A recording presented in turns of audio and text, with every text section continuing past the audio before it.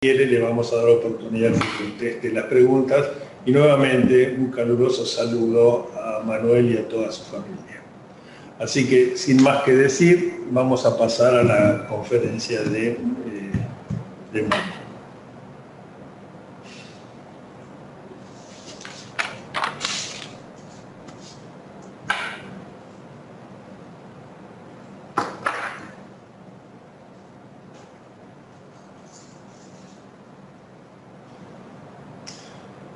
Recuerden que... Fernando. Ya salió. ¿Me escucha? Ahora sí.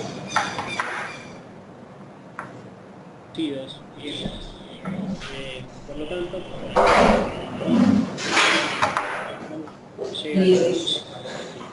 está muy grande. Llegar al diagnóstico de hepatocarcinoma en estadio avanzado muchas veces es fácil. A ver si puedo regular. Pero a ver. Ya lo ve. Es importante hacerlo en tiempo y forma adecuado. Esto es lo que va a cambiar verdaderamente la vida de la gente. Yo creo que para llegar en tiempo y forma adecuado al diagnóstico de hepatocarcinoma hay 3 pilares que debemos conocer.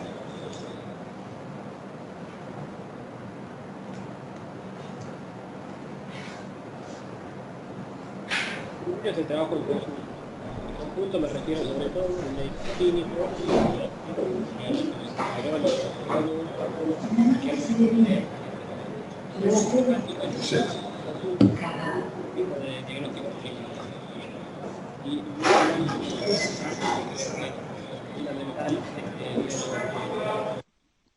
Segundo paso que debemos tener en cuenta es el sentido común, es decir, los médicos, tanto nosotros como los médicos de diagnóstico por imágenes, debemos sí o sí tener sentido común y pensar que adelante tenemos un paciente que se está jugando la vida, que tiene un diagnóstico reciente de cáncer y tenemos que hacer lo mejor posible para ofrecerle el mejor tratamiento. No, pero lo pusieron todo mal.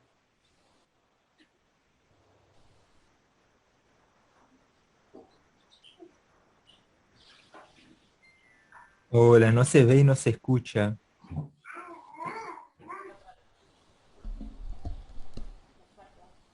Y el tercer pilar es conocer este nuevo sistema de IRADS para el diagnóstico de hepatocarcinoma, porque vino a clarificar las cosas y ayudarnos mejor a entender cómo diagnosticar el hepatocarcinoma y también a clasificar mejor los tumores para poder realizar un mejor tratamiento.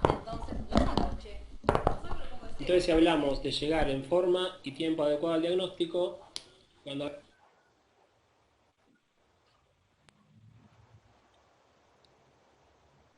No sé, es una orden de placa, Apache, o pasamos las cosas. Puedo creer lo que están haciendo. Pero, fíjate, te digo, alguien está... No, ya le dije, sabe, está requeriendo.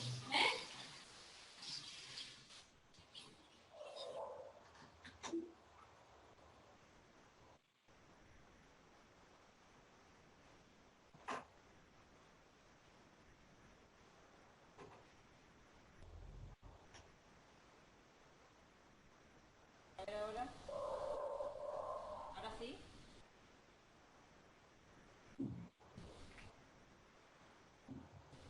Bueno, ahora sí sale el sonido.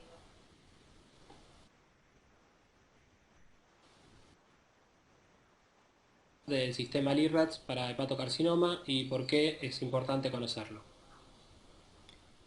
Y el LIRADS no es más que una clasificación que vino a estandarizar los criterios de hepatocarcinoma ya conocidos, viejos.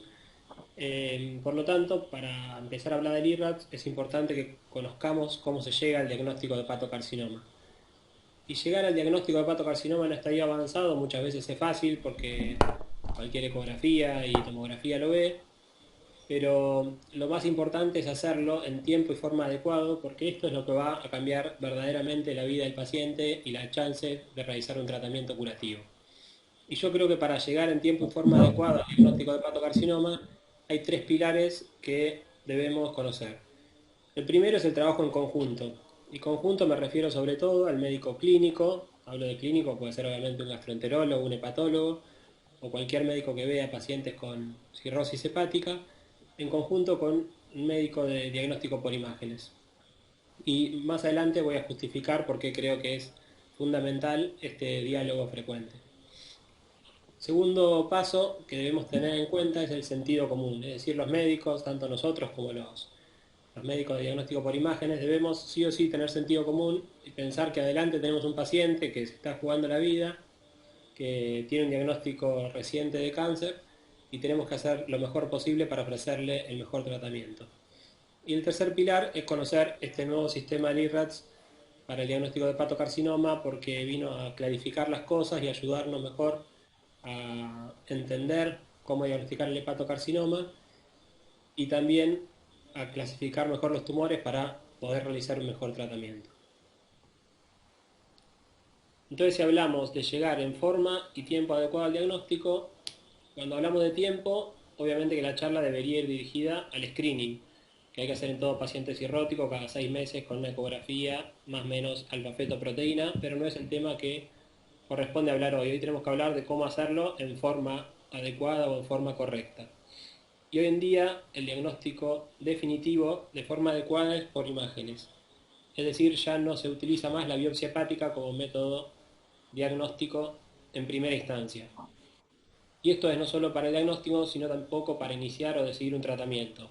Muchas veces nos pasa que recibimos pedidos de auditorías con el resultado de la biopsia hepática para iniciar un tratamiento sistémico, por ejemplo con sorafenib. Y esto hoy en día es un error. Nosotros tenemos una exactitud con las imágenes del 95 al 99% para diagnosticar hepatocarcinoma. Por lo tanto, no es necesario someter a los pacientes a un método invasivo que tiene un riesgo mínimo, pero riesgo al fin de diseminación, y hay que dejar la biopsia solo para casos excepcionales, con mucha duda diagnóstica, y realizarla en centros que tengan experiencia, no solo para realizarla por el método, sino también para la lectura de la biopsia, que no es sencillo para el diagnóstico de hepatocarcinoma. Cuando hablamos de imágenes, la resonancia tiene una ventaja contra la tomografía, sobre todo por poder utilizar la difusión como una alternativa. Sin embargo, ambos métodos son excelentes para el diagnóstico definitivo.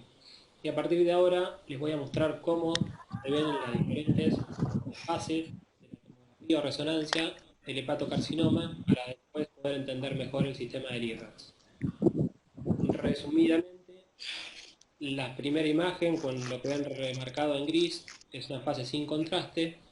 La segunda es la fase arterial. La tercera es la fase venosa. 1, 2 y La 3. cuarta es la fase tardía o de equilibrio. Vamos a ver a partir de ahora cómo se ve el hepatocarcinoma en las distintas fases.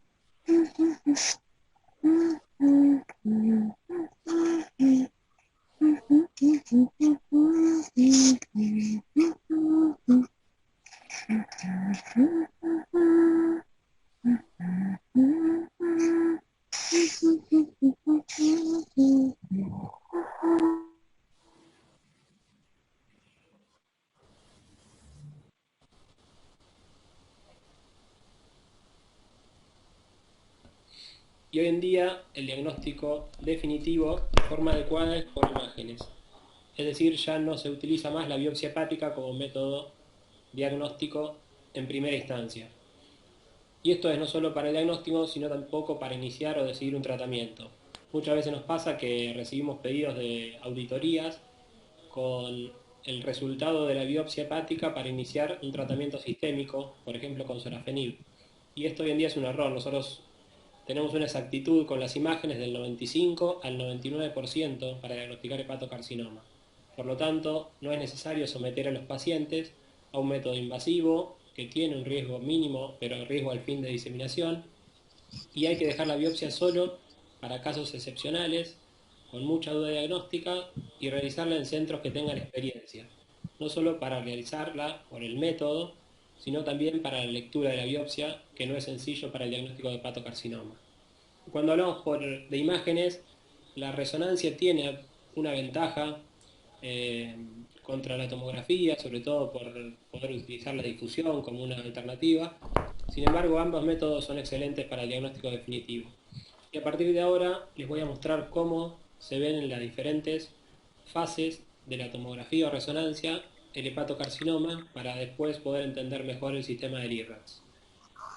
Resumidamente, la primera imagen, con lo que ven remarcado en gris, es una fase sin contraste. La segunda es la fase arterial, la tercera es la fase venosa o portal y la cuarta es la fase tardía o de equilibrio. Vamos a ver a partir de ahora cómo se ve el hepatocarcinoma en las distintas fases. En la fase sin contraste, el mensaje más importante que debemos saber es que nunca hay que pedir un estudio sin contraste para definir una lesión hepática. Y fíjense por qué. En la primera tanda de imágenes, el tumor en la fase sin contraste puede llegar a verse, luego se ve mucho más claro obviamente en la fase arterial y cómo lava en las siguientes, pero fíjense en las dos de abajo. El tumor en la fase sin contraste es prácticamente imperceptible y empieza a notarse en la fase arterial cuando le inyectamos el contraste. Por lo tanto, lo único que tenemos que saber de esta fase es prácticamente que no sirve para nada, que si tenemos que pedir un estudio para definir una lesión que vimos en ecografía, nunca debemos pedirlo sin contraste. Luego, la fase arterial es la que captamos a los 35 segundos aproximadamente de haber inyectado el contraste. ¿Y cómo sabemos cuando vemos una imagen que estamos en presencia de la fase arterial? Bueno, la arteria hepática realza por completo en la fase arterial y las venas suprahepáticas no se pacifican, es decir, no realza. Tenemos a la arteria realzada y las venas sin pacificación. La fase arterial se divide en dos, la fase arterial temprana y la fase arterial tardía. Y la diferencia de entre estas dos fases es que la vena corta en la fase arterial temprana no realza y en la fase arterial tardía sí. Y esto es importante porque la mayoría de los hepatocarcinomas, la fase más específica para el realce es en la fase arterial tardía, es decir, cuando la vena porta también realza, como vemos más clara No es. en la imagen del medio. Y el realce Chao. no en anillo, digamos. Un realce en anillo puede ser presentar en colangiocarcinoma, en otros tumores. Sin embargo, el realce del hepatocarcinoma no es en anillo, o sea que se define como una mayor intensidad, ya sea global o parcial, que el resto del parénquima hepático. La fase venosa o portal Viene. Ay, no, me mata. solamente de haber inyectado el contraste. Y lo que se ve en la fase venosa, o tenemos que darnos cuenta que estamos en esa fase cuando vemos que la porta realza en forma completa. En la fase arterial No tardía tengo idea también quién viene hoy. realzaba, pero acá lo que vemos también es que las venas suprahepáticas tienen un realce anterógrado.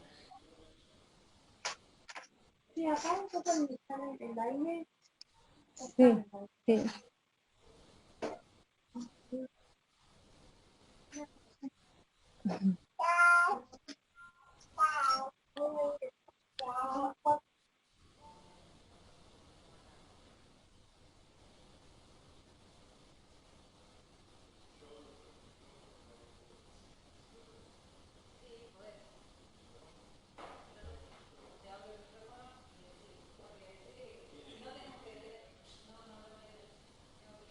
Por favor. Tenemos problema con los micrófonos abiertos. Por favor, ¿pueden cerrar los micrófonos? Porque se escucha un ruido de fondo que impide la presentación adecuada. Y para poder cerrarlo necesitamos interrumpir. Necesitamos que cierren los micrófonos, porque si no, no podemos seguir. Creo que Roquelina era la que tenía el micrófono abierto, pero creo que hay alguien más. Cierren los micrófonos todos, por favor.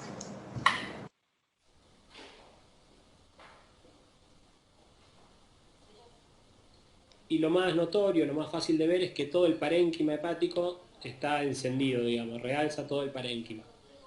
Esta es la fase venosa portal y lo que vamos a buscar de la lesión es generalmente el lavado.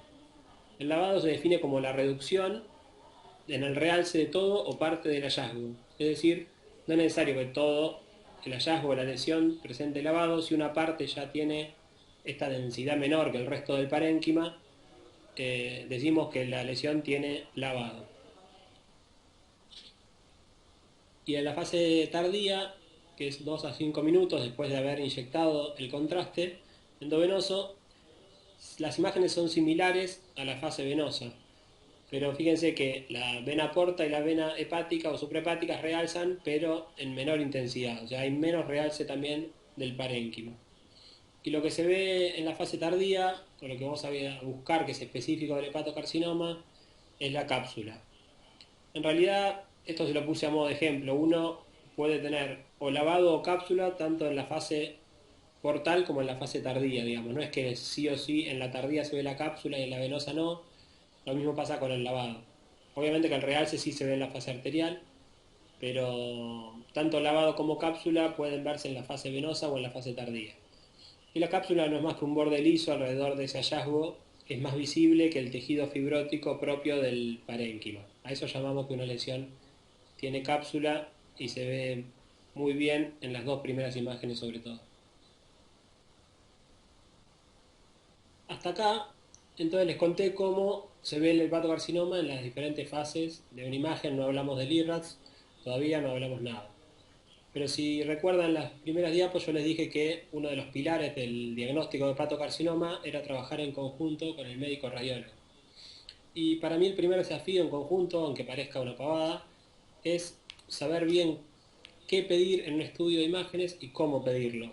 Está lleno de casos que vienen los pacientes con un estudio de imagen contrastado, incluso, pero que no respetan las fases que les comentaba recién, arterial, venosa y tardía. Por lo tanto, es un estudio insuficiente que no sirve para hacer un diagnóstico definitivo.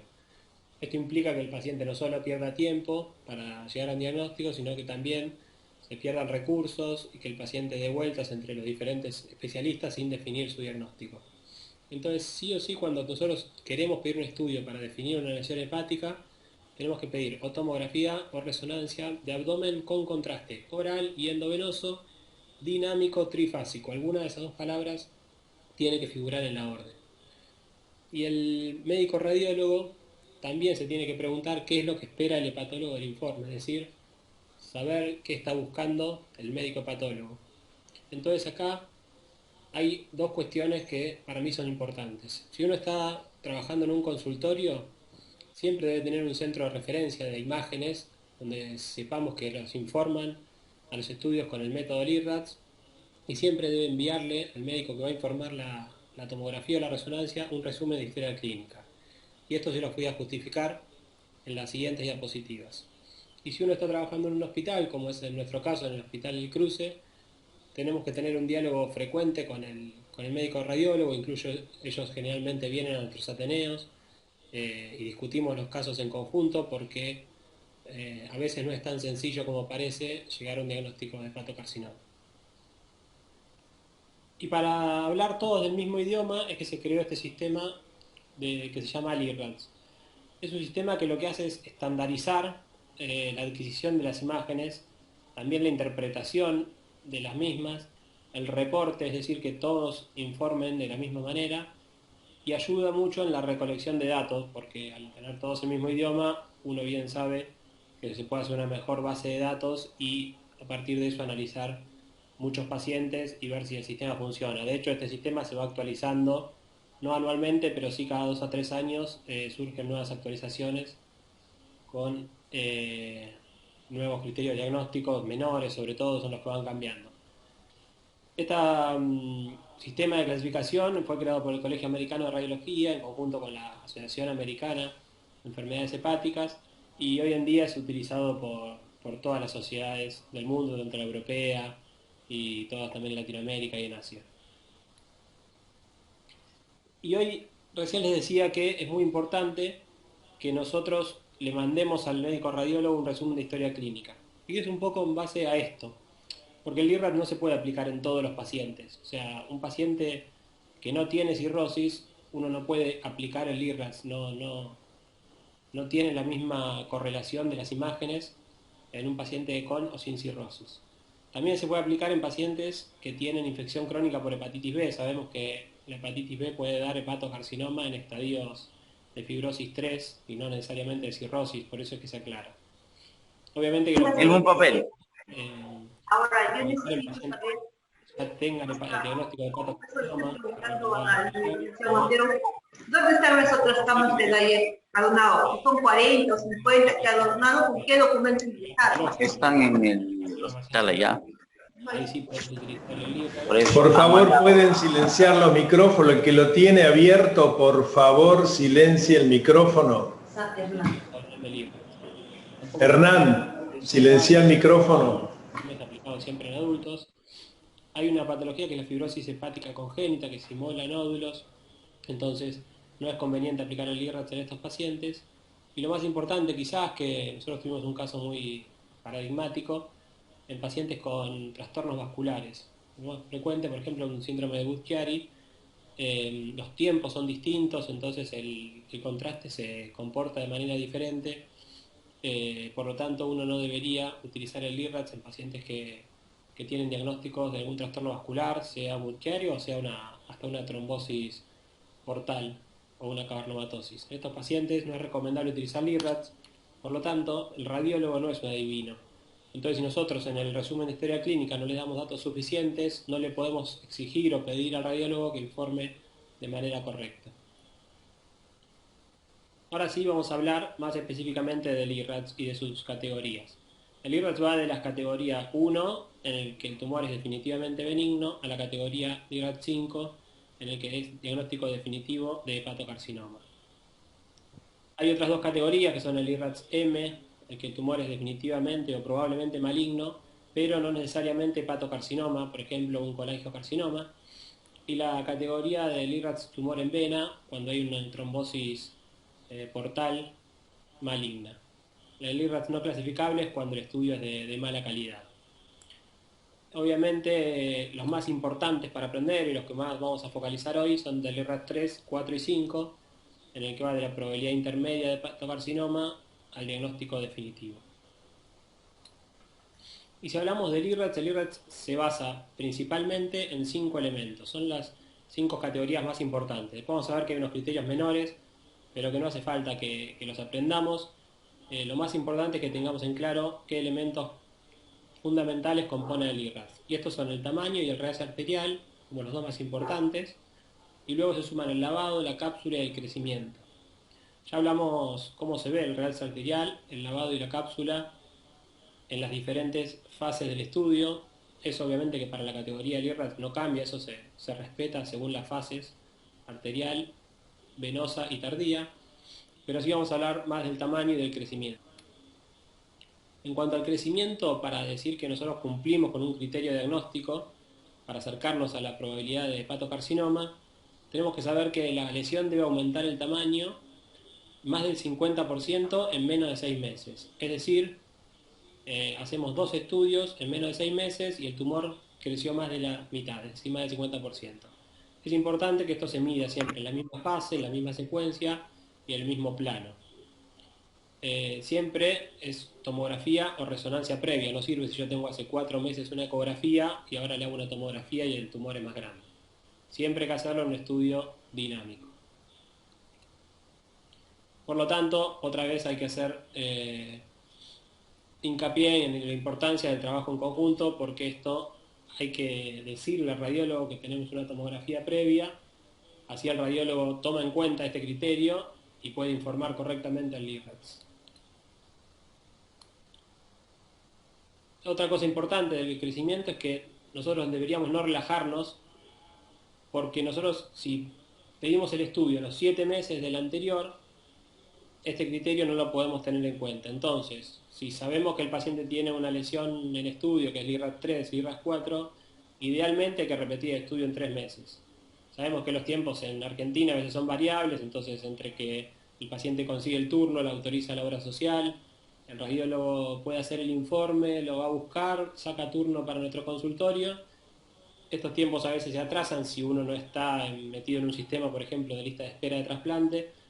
Entonces hay que estar atentos y no dejar pasar el tiempo y a los 3 meses solicitar un nuevo estudio para que todo este círculo se recorra en menos de 6 meses y que pueda cumplir el criterio de crecimiento para ayudar nuevamente al paciente y hacer un diagnóstico temprano. En cuanto al tamaño, fíjense lo que es la importancia de medir bien la lesión y de hablar con los radiólogos. Un tumor menor a 1 centímetro por más que cumpla con el realce arterial y tenga uno o dos de los otros criterios, es decir, lavado, cápsula o crecimiento, nunca puede llegar a ser LIRAD 5, es decir, una lesión menor de 1 centímetro, uno nunca por imágenes puede ponerle el sello de que es un hepatocarcinoma. A las lesiones que tienen entre 1 y 2 centímetros y tienen realce arterial, con un solo de los criterios o lavado o crecimiento alcanza para ponerle el sello del LIRAD 5, es decir, de hepatocarcinoma.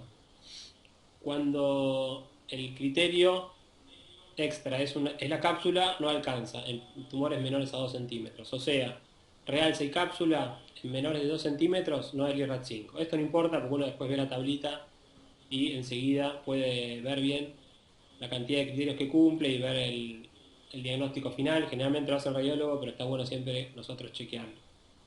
Y en tumores mayores a 2 centímetros, cuando ya tenemos realce, con cualquier otro criterio tenemos diagnóstico de hepatocarcinoma. Ahora, como ven acá, si uno no cumple con el criterio de realce arterial, por eso les decía que era el más importante, nunca llega al diagnóstico definitivo de hepatocarcinoma. O sea, una lesión que no tenga realce puede tener lavado y cápsula y hasta crecimiento, pero no va a ser nunca un hepatocarcinoma como diagnóstico definitivo por imágenes. Y como ustedes saben, existen unos criterios, los criterios de Milán, que sirven en el contexto del trasplante, por ejemplo, para decidir si a un paciente le dan o no puntos suplementarios para acceder a un órgano en la lista de espera.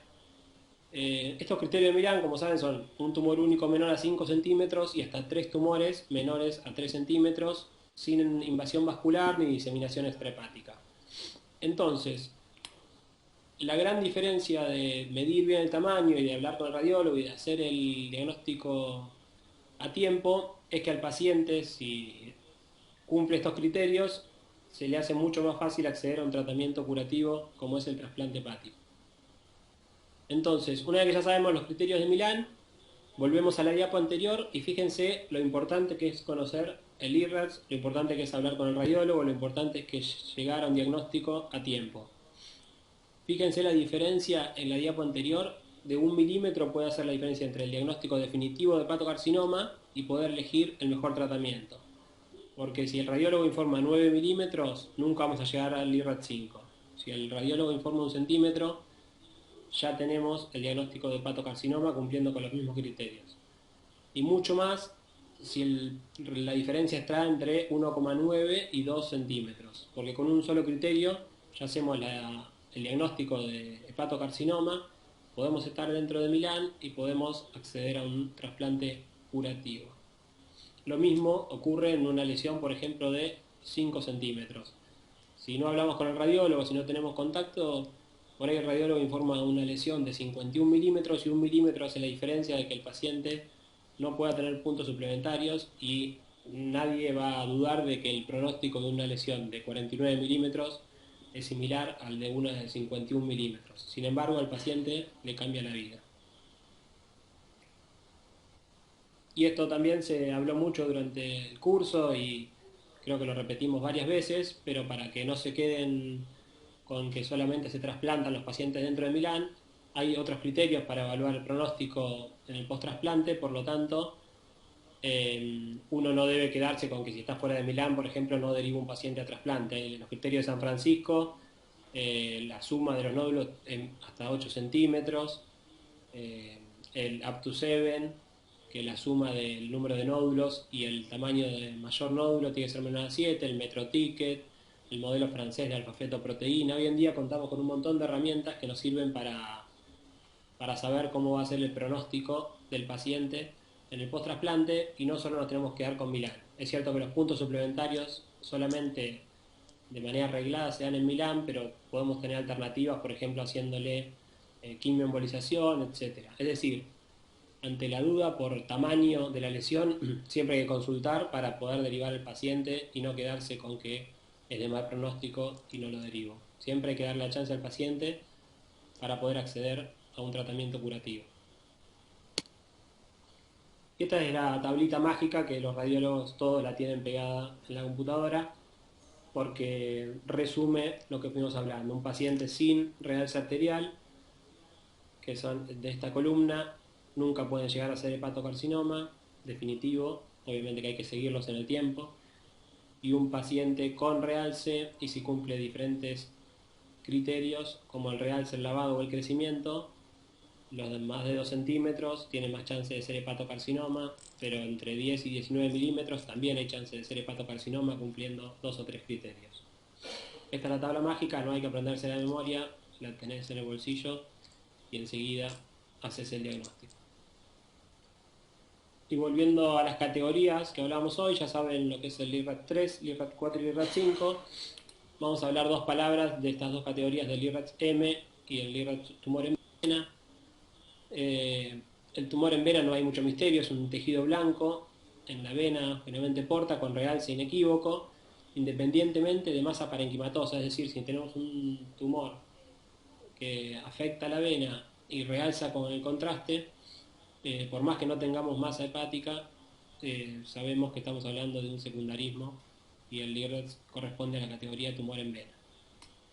Y el LIRAD-M es un poco más complicado, también es bueno basarse en los criterios menores, por eso el radiólogo tiene que ver estos casos en profundidad, pero las categorías principales del LIRAD-M, los criterios principales son el realce en anillo, ese es el que siempre nos tiene que hacer pensar que el tumor puede ser otro, ¿no? Que no sea un hepatocarcinoma. El lavado periférico, que va un poco de la mano, digamos, cuando pierde el contraste, el lavado es periférico, y un realce central tardío. Esos son los criterios fundamentales. Si tenemos la suerte y contamos con el contraste hepatobiliar, la realidad es que se puso mucha más expectativa en lo que al final sucedió con este contraste, que sirve más para tumores benignos que para diferenciar tumores malignos, pero si sirve para algo acá es en este criterio LIRAD-M, que con el contraste hepatobiliar muestra un patrón concéntrico en esta fase. Siempre pensar en colangiocarcinoma, pero cerca del 30% de los pacientes con LIRAD-M igualmente pueden llegar a ser hepatocarcinoma, por lo tanto, otra vez, lo ideal en estos pacientes es derivarlos a un centro de preferencia, quizás hacer el estudio contrario, es decir, si hicimos una tomografía, pensar en hacer una resonancia, y cuando quedan dudas, ahí sí, por ahí, ir a la biopsia. Fíjense que hay un montón de criterios menores, que los puse no para que los vean ni para nombrárselos, sino para que sepan que son un montón y que lo mejor es trabajar con el paciente, con el médico de imágenes, para que ellos nos informen el tumor como corresponde. Lo único por ahí que es interesante de los criterios menores es que nunca pueden llegar a hacer diagnóstico definitivo de hepatocarcinoma. Es decir, si tenemos un LIRAD 4, como ven acá en la flechita, nunca puede avanzar al LIRAD 5. Sí, un LIRAD 3 al LIRAD 4 y bueno, hacernos cambiar por ahí alguna conducta, de ser un poco más agresivos en ir a buscar el diagnóstico, pero nunca podemos hacer un diagnóstico de hepatocarcinoma por los criterios menores. Y para ir terminando, me gustaría dejarles un par de conceptos bien claros. Ya hablamos de que el LIRAD 5 es muy específico para el diagnóstico de hepatocarcinoma. Fíjense, 95% de los pacientes que tienen LIRAD 5 en el explante o en la biopsia son hepatocarcinomas y el 98% son malignos. O sea que por eso no necesitamos más hacer biopsias hepáticas cuando tenemos una lesión LIRAD 5. Ahora, cuando tenemos una lesión LIRAD 4, no podemos decir listo, no es un hepatocarcinoma. Al contrario, hay que ser agresivos, hay que no dormirse en pedir una nueva imagen. Si optamos por el seguimiento, ahora vamos a ver qué alternativas tenemos. Pero una LIRAD 4 tiene un 74% de chances de ser hepatocarcinoma y más del 80% de chances de ser maligno. Por lo tanto, no podemos dejar al paciente librado al azar por no tener un LIRAD 5. Es muy importante ser muy agresivos en ir a buscar el diagnóstico. El LIRAD 3 tampoco es despreciable, fíjense, casi 40% de los pacientes que tienen una lesión LIRAD 3 son malignas. En el LIRAD 2 ya la malignidad baja, o sea, 20% solamente de los pacientes con la lesión LIRAD 2 son malignos, y el LIRAD 1 ningún paciente es un hepatocarcinoma. El LIRAD-M, como les decía, el 95% son malignos, pero el 37% son hepatocarcinomas, por lo tanto no lo podemos descartar y tenemos que también, por ejemplo, ir a tomar una biopsia o resecar ese tumor para hacer diagnóstico. Entonces, cuando recibimos un informe de tomografía o resonancia, nos llega a la consulta con una lesión que podemos tener de diferentes categorías. Obviamente, si la categoría es no clasificable, el estudio hay que repetirlo, o hacer el estudio alternativo, o buscar otro centro donde puedan hacer mejor las imágenes, de mejor calidad. Si el paciente tiene un LIRRAX 1 o LIRRAX 2, vuelve al seguimiento, es decir, seguimos con el screening cada 6 meses. Quizás en el LIRRAX 2 lo que podemos hacer es hacer un estudio alternativo, pero ahí no apuran los tiempos, porque como sabemos, las chances de ser maligna de esa lesión son bajas. Ahora en el LIRRAX 3, que ya tenemos más de 30% de probabilidad de ser maligno, tenemos que hacer un estudio alternativo en el momento o repetir el estudio a los 3 meses. Digamos, el LIRRAX 3 nos da un poco de tiempo para seguir la lesión, pero tenemos que hacerlo en 3 meses o podemos, por ejemplo, si hicimos una tomografía, pedir una resonancia. El LIRRAX 4 es quizás el más complejo, en el que lo ideal es que intervengan un ateneo de estudio con un equipo quirúrgico, con el equipo clínico y buscar una alternativa, porque el LIRRAX 4 hay altas chances de que sea maligno, pero no podemos hacer diagnóstico definitivo. Entonces, lo más recomendable es, si tenemos una tomografía, hacer una resonancia. Muchas veces eso ayuda y llegamos al diagnóstico definitivo. Si tenemos los dos estudios con las mismas características y la lesión sigue siendo el LIRRAX 4, ahí hay 2 alternativas. Les diría 3, pero no les puse la biopsia para que no tengan el concepto de la biopsia en la cabeza. Podemos hacer la cirugía y hacemos las dos cosas. Podemos hacer un tratamiento con chances curativas y de paso diagnóstico de hepatocarcinoma, o quizás lo más recomendable es repetir el estudio en un breve tiempo, a los 3 meses.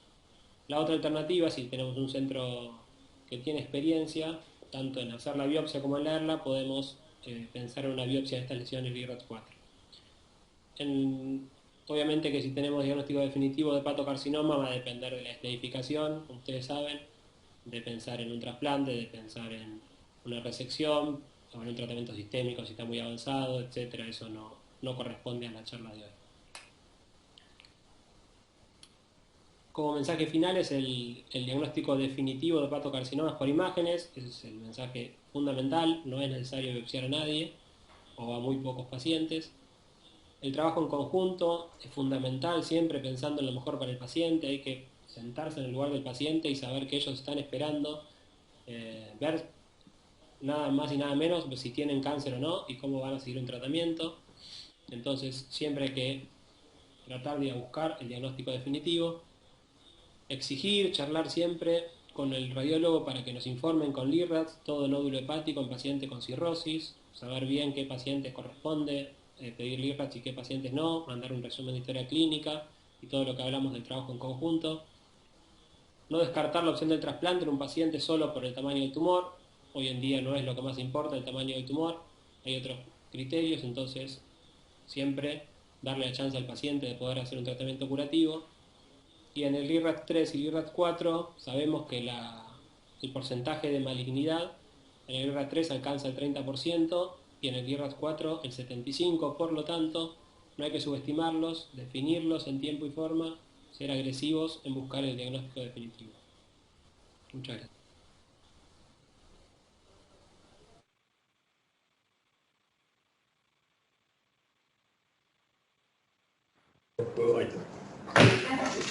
Bueno, la charla de Manuel ha sido muy completa. Si quieren hacer algunas preguntas, les sugiero que las hagan por el chat. Yo simplemente quiero cerrar el tema de hepatocarcinoma con 2 o 3 conceptos. Primero, que el hepatocarcinoma es en Argentina, al menos en algunos centros, la indicación más frecuente de trasplante. Y por otro lado es el tratamiento más efectivo para el trasplante, porque uno remueve el tumor, pero además remueve la cirrosis, que es una enfermedad premaligna, a partir de la cual se pueden generar otros.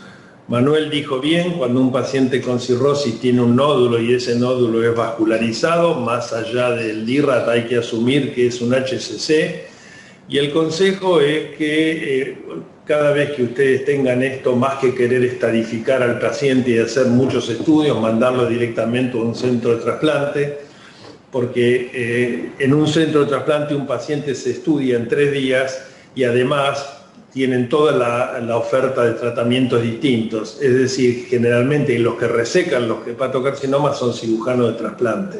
Así que la idea es esa, y como bien dijo Manuel, si un paciente está pasado de Milán, bueno, ese paciente no va directamente al sorafenib o a la TACE, puede ser, porque hay tumores diferenciados que pueden ir para atrás y lo que llama el downstaging y terminar siendo trasplantados, así que, o siendo candidatos a trasplante.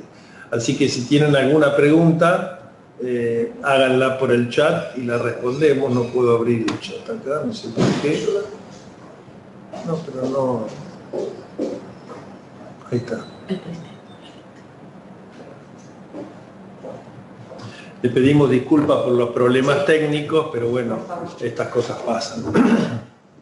Bueno, entonces, si no hay ninguna pregunta, vamos a pasar a la segunda conferencia. Bueno, yo voy a conversar de un tema de vital importancia, tanto para los trasplantólogos como para ustedes, que es el trasplante en la hepatopatía alcohólica, y especialmente referido a un tema histórico como es la abstinencia. En la medicina y en la vida hay muchas paradojas, y la hepatopatía alcohólica es una de esas paradojas que vivimos a diario. En primer lugar, porque históricamente la hepatopatía alcohólica siempre fue la indicación más controvertida de trasplante. Y la paradoja es que, siendo la más controvertida, hoy es la indicación más frecuente de trasplante en todo el mundo. Ahora bien, esta controversia interminable sobre el trasplante en la hepatopatía alcohólica no se debe a los resultados del trasplante. Como verán después, los resultados del trasplante son excelentes en todos los tipos de hepatopatía alcohólica. No, la controversia surge porque siempre ha existido una visión peyorativa sobre el alcoholismo en base, por un lado, a connotaciones éticas y por otro lado, a la percepción del público, y estas son las cosas que vamos a analizar en los próximos slides. La controversia ética en parte es por el concepto de que se considera a la hepatopatía alcohólica como una enfermedad autoinfligida y que eso tiene consecuencias para la sociedad. Como una persona abusa del alcohol y pierde el hígado, va a usar un recurso de la sociedad como es un donante. Ahora bien, se sabe en primer lugar que la susceptibilidad al alcohol, cuando genera dependencia, y además el daño hepático, no puede tener bases genéticas y por lo tanto puede estar de alguna forma fuera del control por parte del paciente. Es decir, no es completamente autoinfligida, sino que hay bases genéticas que están fuera del control de lo que el paciente puede hacer. Es muy interesante que otras enfermedades relacionadas a la conducta del paciente, o si ustedes quieren, autoinfligidas, son aceptadas sin mayor discusión como indicaciones de trasplante. Una de ellas son los hígados grasos, que en un número apreciable de casos se ven a obesidad mórbida. La más clara quizás es los pacientes con falla hepática aguda por paracetamol, en aquellos que toman más de 15 gramos en un intento de suicidio, o incluso las hepatitis B y C como consecuencia del uso de drogas intravenosas. Pero fuera de todo esto, que es decir, bueno, hay una situación tan autoinfligida como la otra, ya desde hace muchos años, desde hace más de 20 años, filósofos y eticistas consideran que los pacientes con enfermedades llamadas autoinfligidas deben tener el mismo acceso a todos los tratamientos médicos que el resto de la comunidad, incluyendo a los tratamientos de alta complejidad, como es en este caso el trasplante. Así que, además, como dije, de considerarse una enfermedad autoinfligida, siempre hubo históricamente una percepción negativa por parte del público que, en teoría, podría afectar la donación de los órganos. Es decir, alguien podría decir, Yo no voy a donar mis órganos para dárselo a un alcohólico que ha destruido su propio hígado. Esto hace 20 años tenía mucho más sustento que hoy. En este trabajo de Jim Newberger de hace más de 20 años, lo que se hizo, se le preguntó al público, a los médicos de familia y a los gastroenterólogos, le mandaron 8 casos hipotéticos de indicaciones controvertidas de trasplante, alguien con mucha edad, un niño pequeño, cáncer, etc. Y fuera de los prisioneros, que son los que tuvieron la aceptación más baja, fíjense que tanto el público como los médicos de familia como los especialistas le darían el órgano a un alcohólico en solo el 16, 18, 19%. Es decir, una percepción muy negativa por parte del público. Pero esto, por favor, cierren los micrófonos. Pero esto ha cambiado en el área más controvertida de trasplante en la hepatopatía alcohólica, de la cual nos vamos a referir brevemente, que es trasplantar pacientes con hepatitis alcohólica. Es decir, pacientes que tomaron alcohol hasta el día antes del trasplante. Y aquí ustedes pueden ver en esta encuesta de Amazon, que tiene una encuesta muy confiable sobre 500 personas, cuál es la actitud del público frente al trasplante, ya no en la hepatopatía alcohólica, sino en la hepatitis alcohólica. Y pueden ver que solo un 25% dice no, yo no donaría, mientras que el restante 80% tiene una actitud neutral. Es decir, si andan bien, yo lo haría, salvo que sepan que ese paciente ha perdido el injerto porque volvió a tomar alcohol y eso les haría cambiar de opinión. Pero en general esta percepción del público también ha cambiado con una postura más favorable. Es decir, que toda esta controversia es un problema más moral que médico y siempre hubo un miedo histórico a que los pacientes con hepatopatía alcohólica, por ser tan frecuente, desborden la lista de espera y eso nunca ha ocurrido, como veremos después. Ahora, ¿qué pasó en la vida real con el trasplante y la enfermedad hepática por alcohol? En el año 1983 se hizo el primer consenso de trasplante en el Instituto Nacional de Salud americano. Ahí el trasplante dejó de ser un procedimiento considerado experimental para ser un procedimiento clínicamente aceptado. Y fíjense la conclusión en la parte de la hepatopatía alcohólica. El trasplante está indicado en pacientes en los que se presume que no volverán a beber. Pero fíjense lo que dice.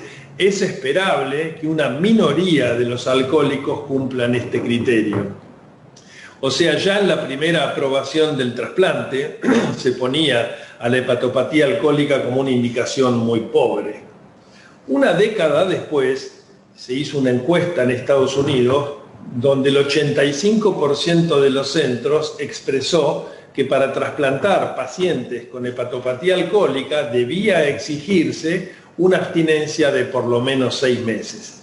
Y es en base a esta encuesta, a partir de la cual se hizo un consenso de la Sociedad Americana de Hígado, de la Sociedad Americana de Trasplante, un año después, donde se estableció la famosa regla de los 6 meses. Es decir, el requerimiento de un periodo mínimo de 6 meses de abstinencia para poder ingresar un paciente con hepatopatía alcohólica a la lista de espera.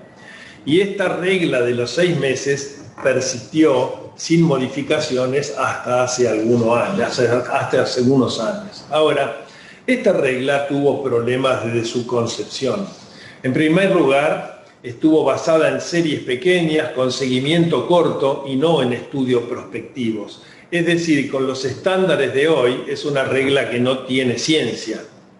En segundo lugar, los métodos para evaluar la recidiva hoy se considerarían muy inadecuados. Por ejemplo, se consideraba recidiva alcohólica como cualquier ingesta post-trasplante. Es decir, si una persona dice yo tomo un vaso de vino con la comida, eso es ingesta, y no como ingesta problemática o abusiva, que vamos a ver que es la más importante porque es la que puede llevar a la pérdida del injerto.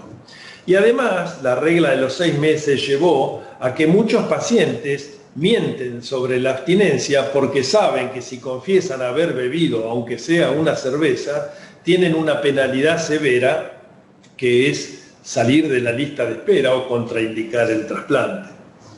Por lo tanto, el problema mayor que tiene la regla de los 6 meses es que ignora la complejidad del comportamiento adictivo y por lo tanto no debe ser usada como único criterio. Es decir, ¿es bueno que un paciente tenga abstinencia pretrasplante? Sí, es bueno, pero no es el único criterio. ¿Por qué? Porque si uno, como se hacía en el pasado, se aplica estrictamente la regla de los 6 meses, esto puede tener consecuencias serias o aún fatales al penalizar injustamente a algunos pacientes con abstinencia breve que hoy sabemos que no volverán a tomar alcohol luego del trasplante porque tienen un pronóstico favorable. Y por otro lado, como dije, es una regla que favorece la deshonestidad por parte de pacientes y familiares que niegan la ingesta para no perder la opción del trasplante. Por lo tanto, si uno tuviera que resumir esto, uno diría que la regla de los 6 meses es una regla arbitraria y que no tiene bases científicas sólidas. Más que una regla médica, es un tipo de penalidad u obligación moral. Y en gran medida esta regla fue creada para facilitarle la tarea a los comités de selección, abstinencia menos de 6 meses contraindico, más de 6 meses acepto, y también a los financiadores, que siempre han querido ahorrar dinero. Pero además, esta regla de los 6 meses, por lo tanto, los médicos la convertimos en una especie de subrogante del riesgo de recidiva alcohólica post-trasplante.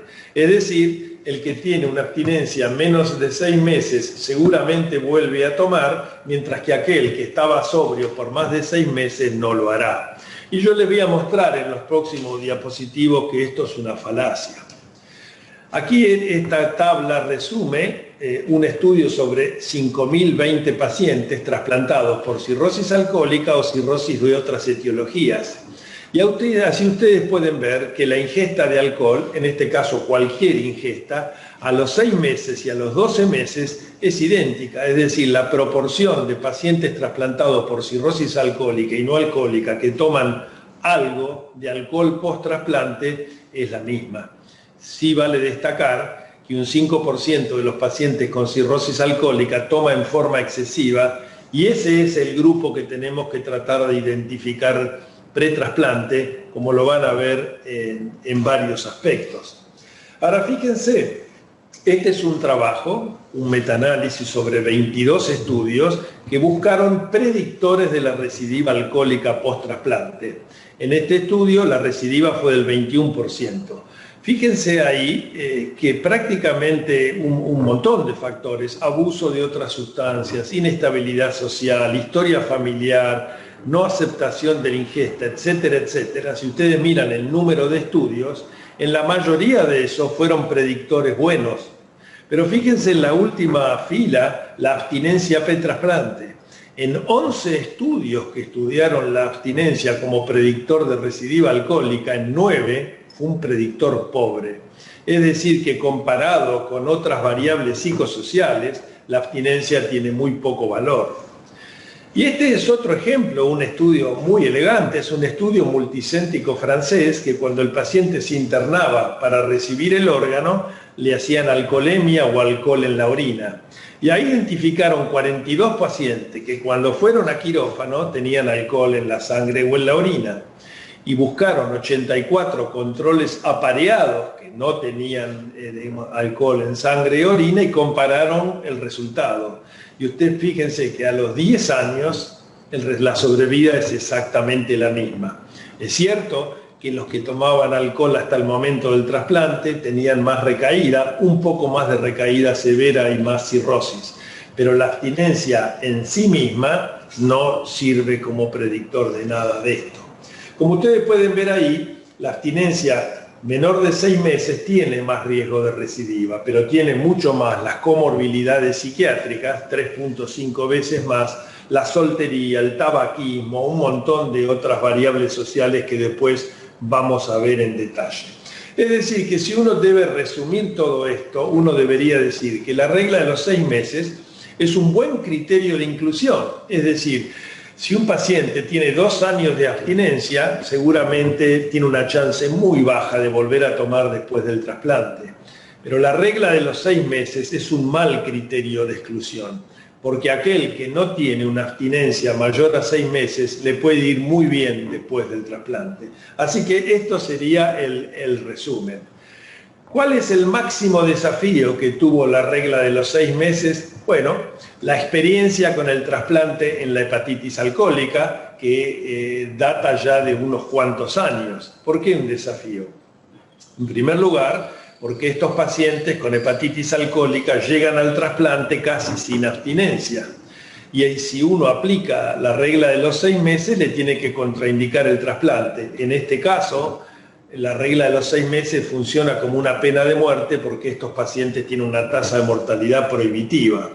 Pero además, el otro problema no solo es aceptarlos, sino que como estos pacientes tienen un MEL muy elevado, van al tope de la lista, sobrepasando a la mayoría de los candidatos de otras etiologías.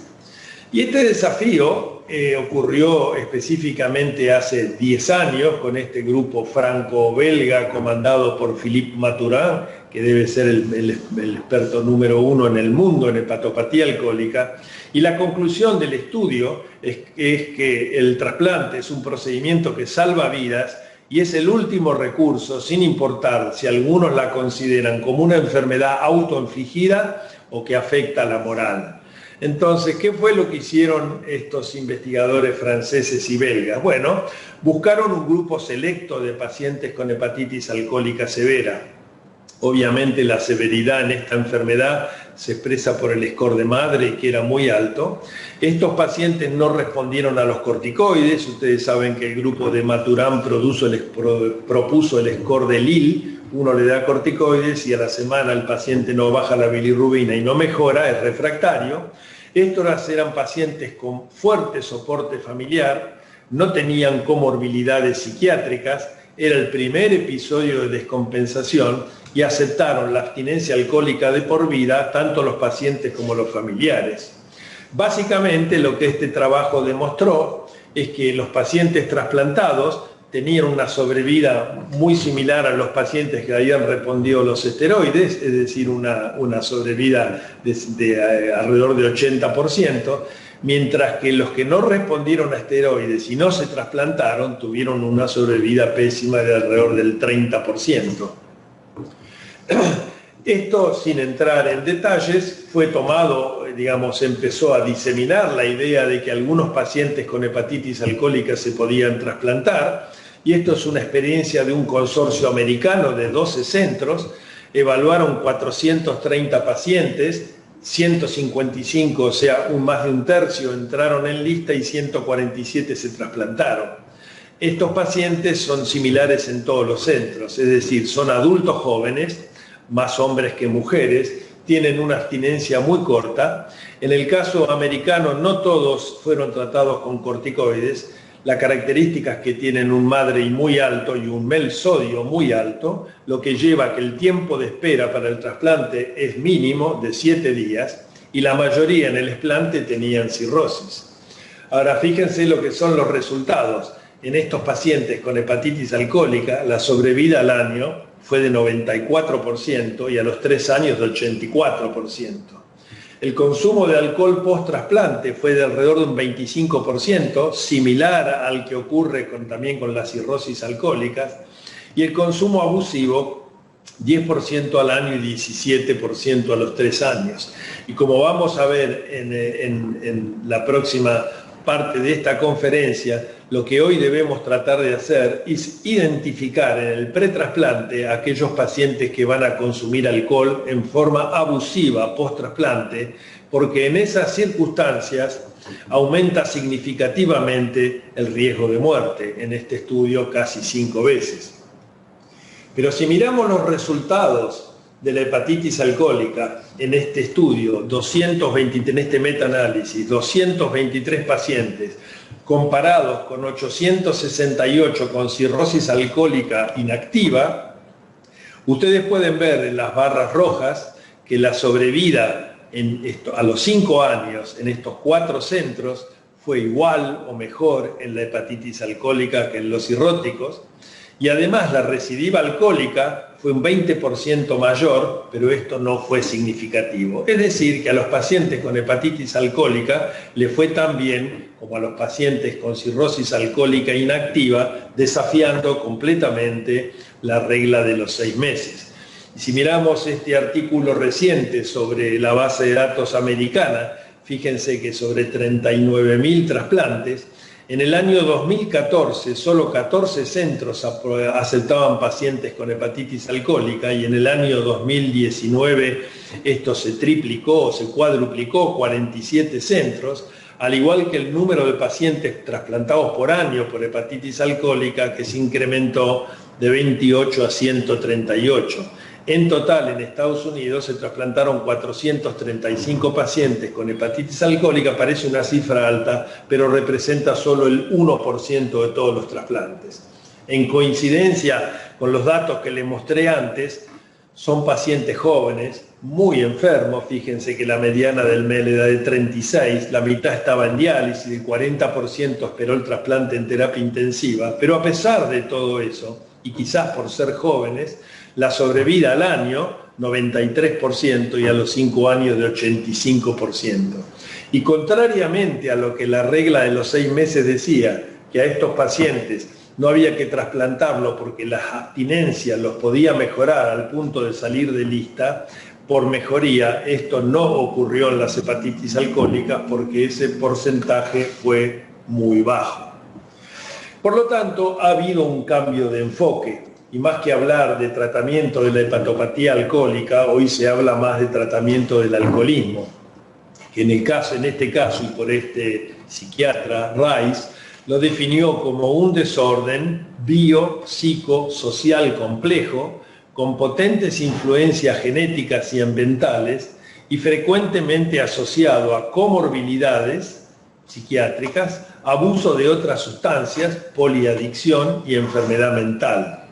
Entonces, hoy se habla del alcoholismo como una enfermedad que en ocasiones produce daño hepático.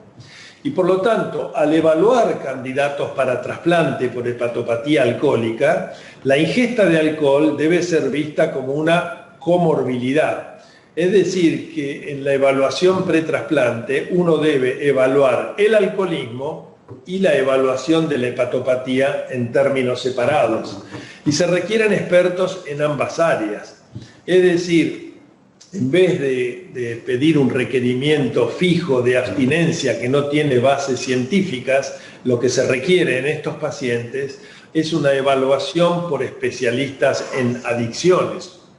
Y acá uno debe darle crédito a un psiquiatra americano de Colorado, especialista en el tema, que ya en el año 1994 decía que los alcohólicos deben ser seleccionados por una evaluación psicosocial.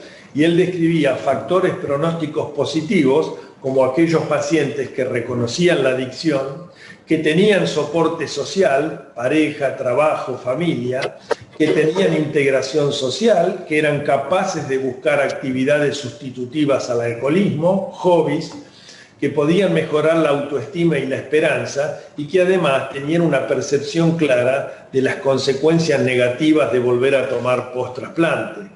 Y en el otro extremo, los malos candidatos eran los pacientes con comorbilidades psiquiátricas, depresión, ansiedad, lo que ustedes quieran, los que son adictos, los que tienen adicciones múltiples, los que tienen carácter inestable, los que han fracasado en intentos previos de rehabilitación y los que tienen conductas antisociales, que manejan ebrios o se agarran a trompadas en la calle. Eso tiene relación con el desempleo, con la falta de pareja o de compañía. Es decir, reemplazar la abstinencia por una evaluación psicosocial. Empecé esta conferencia diciendo que la paradoja era que la hepatopatía alcohólica siempre fue controvertida, pero hoy es la indicación más frecuente de trasplante. Y si miramos estos son datos de Estados Unidos, que es el país que más trasplante hace.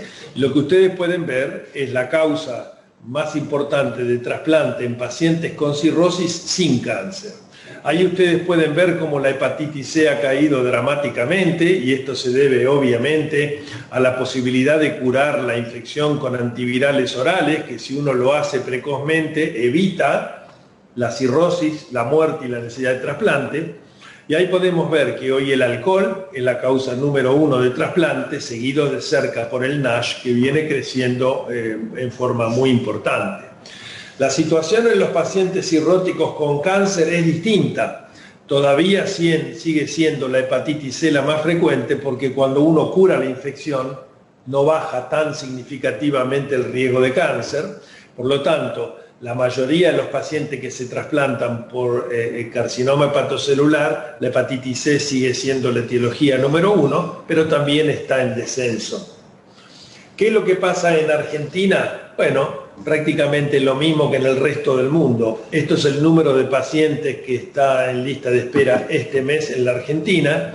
Como pueden ver, el alcohol es la causa, la cirrosis alcohólica es la indicación número 1 en lista y sigue la misma tendencia que en Estados Unidos. Es decir, la segunda indicación es el NASH, que en Argentina entra en la categoría otras, y la tercera el C. Es decir, lo mismo a una escala menor pasa acá que en Estados Unidos y que en Europa. Ahora, ¿cómo es el comportamiento en la lista de espera de los pacientes con cirrosis alcohólica y no alcohólica? Este también es un estudio sobre la base del UNOS americana, con un número enorme de pacientes, 19.000 pacientes con cirrosis alcohólica y casi 65.000 de otras etiologías. Y ustedes pueden ver que al ingreso en la lista, los pacientes con hepatopatía alcohólica tienen una enfermedad que parece algo más severa. Con este número de pacientes todo es significativo, tienen más ascitis, más encefalopatía y una mediana de MEL de por lo menos 2 puntos más. Sin embargo, cuando uno mira qué les pasa en el tiempo en lista de espera, a pesar de que los pacientes con cirrosis alcohólica tienen una enfermedad más severa, la chance de salir de lista por empeoramiento o muerte es menor en los alcohólicos y la chance de salir de lista por mejoría es casi 3 veces mayor. Es decir, que algunos pacientes que ingresan en lista de espera por hepatopatía alcohólica y logran la abstinencia completa, mejoran al punto de no necesitar trasplante. Y esto ocurre con mayor frecuencia en mujeres que en hombres. Ahora, como dije al principio, la controversia respecto a la hepatopatía alcohólica no es por los resultados.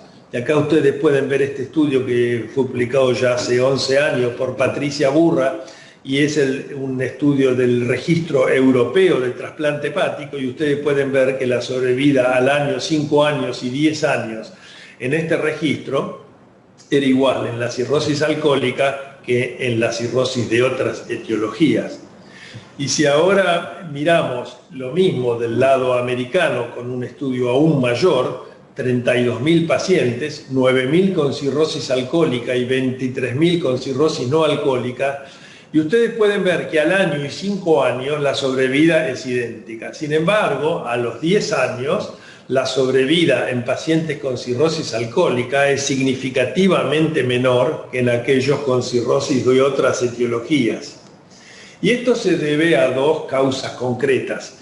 En primer lugar, que los pacientes con cirrosis alcohólica, y especialmente si fuman, tienen una incidencia significativamente mayor de cáncer de novo, cánceres epiteliales de faringe, cáncer de esófago, cáncer de pulmón y también más complicaciones cardiovasculares. Pero también la sobrevida tardía está vinculada a aquellos pacientes que vuelven a tomar alcohol y que lo hacen en forma abusiva, es decir, que toman una cantidad muy significativa de alcohol. Nosotros sabemos por estudios de biopsias post-trasplante que en general los pacientes que vuelven a tomar alcohol tienen un riesgo mayor de tener esteatosis, esteatohepatitis o cirrosis, fibrosis avanzada o cirrosis. Y nuevamente en este estudio que es histológico, la sobrevida a los 10 años cae significativamente. Y estos trabajos ya hace muchos años demostraron que la sobrevida a largo plazo, que esto es sobrevida a 10 años, en los pacientes que tienen abstinencia o que toman en forma ocasional post-trasplante, que son alrededor de un 5%, es significativamente mayor que aquellos que toman en forma abusiva, que son del 5 al 10%, en donde la sobrevida es significativamente menor. Y esto en trabajos recientes, en este trabajo francés reciente se demuestra lo mismo.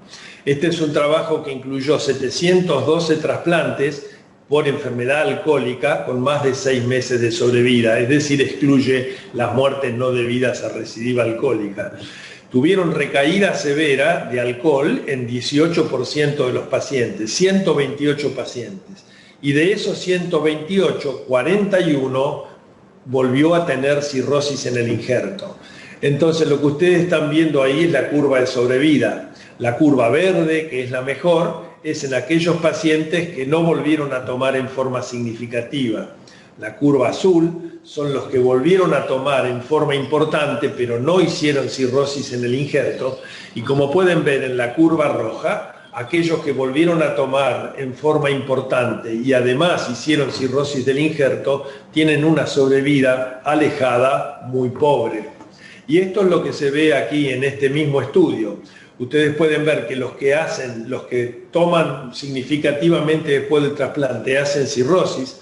Esto no tiene impacto al año ni a los 5 años, pero sí a los 10 y 15 años, en donde la sobrevida disminuye en forma muy significativa.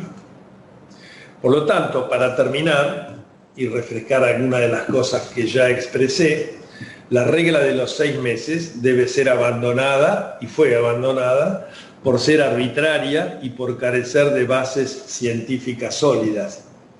La abstinencia por sí sola es un pobre predictor de la recaída alcohólica post-trasplante. Sin embargo, el esfuerzo mayor debe estar destinado para tratar de identificar pre-trasplante los que van a tomar en forma abusiva luego del trasplante. Esto ha quedado súper demostrado a partir del trabajo de Maturán, luego confirmado en muchas series, que el trasplante hepático es un tratamiento efectivo para un grupo seleccionado de pacientes con hepatitis alcohólica severa, aquellos que tienen un perfil psicosocial favorable.